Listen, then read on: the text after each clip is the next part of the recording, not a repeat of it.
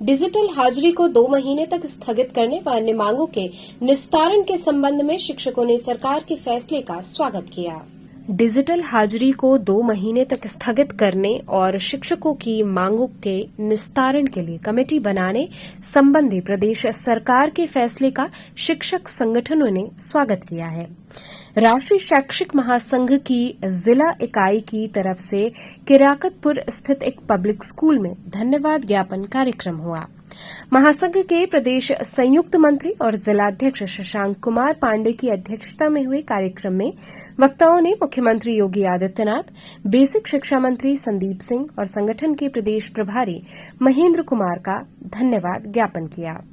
शिक्षक नेताओं ने यह भी कहा कि समस्याओं के निस्तारण के लिए बनी कमेटी के फैसले अगर संतोषजनक नहीं रहे तो शिक्षक अपना आंदोलन जारी रखेंगे। कार्यक्रम में महिला विंग की जिलाध्यक्ष डॉ रमा रुखयार, महामंत्री आनंद कुमार सिंह, वरिष्ठ उपाध्यक्ष सत्यप्रकाश पाल, कोषाध्यक्ष डॉ दिनेश चंद्र, कार्यकारी अध्यक्ष ज्योति प्रकाश, उपाध्यक्ष आशा पाठक, अरविंद द्विवेदी, मंत्री संतोष पांडे, संयुक्त मंत्री अनुराधा भार्गव, गीता गुप्ता, संजीव त्रिपाठी, अमिताभ राय, चंद्र प्रताप नारायण आदि लोग शामिल रहे।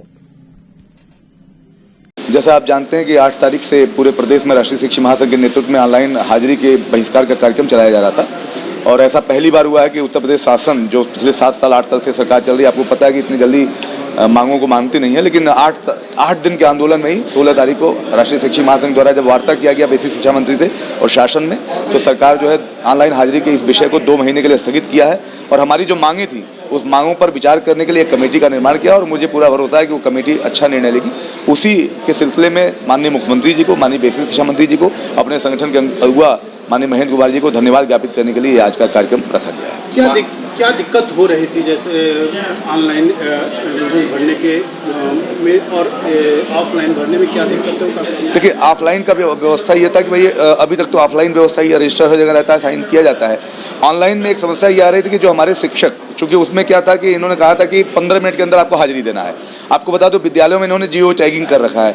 जियो टैगिंग अभी भी इनका कारगर नहीं है। किसी विद्यालय में जियो टैगिंग आधा किलोमीटर दूर का लोकेशन बताता है। तो हमारे लिए दिक्कत है कि अगर मैं जियो टैगिंग की उस गलत जो लोकेशन था उसके आधार पर अगर मैं अपना लोकेशन देता तो ये कहते कि आप तो घर से बैठे लोकेशन दे रहे हो, ये भी हमको चोर साबित करने की कोशिश करते। इसके अलावा आपको बता दूं कि अभी भी इनका वाईफाई और जो सिस्टम है वो काम नहीं कर रहा है। इनका टैबलेट जो है अभी भी उतना पंक्चुअल नहीं है। इनका ऐप 3 स्टार रेटिंग का है, जिसमें अभी उतनी क्षमता ही नहीं है कि जब एक साथ 6.5 लाख शिक्षक 15 मिनट में हाजिरी देना शुरू करेगा तो क्या हाजिरी हो पाएगा। 1-1 घंटे इनका जो है टैबलेट चल नहीं रहा है। तो ये अव्यवहारिक आदेश था, इसलिए हम लोगों ने कहा कि देखिए इसको आप ठीक करिए और ठीक कर देंगे और हमारे लिए हाफ सीएल की व्यवस्था कर दीजिए, हमारे लिए 30 ईएल की व्यवस्था कर दीजिए जो अन्य लोगों को मिलता है, केंद्र सरकार को मिलता है। उससे क्या होगा कि हमको कम से कम आप चोर तो नहीं कहोगे। कभी हम किसी वजह से देर हुए या हमारा पोर्टल नहीं चला, हमारा लेट हुआ, तो हम उससे क्या होगा कि हमारा जो वेतन कटौती होना है, ऑनलाइन होना है, दिल्ली से आप लखनऊ से आप मॉनिटरिंग करेंगे, वो सारी चीज़ों से हम बच जाएंगे। और एक नैरेटिव जो पूरे समाज में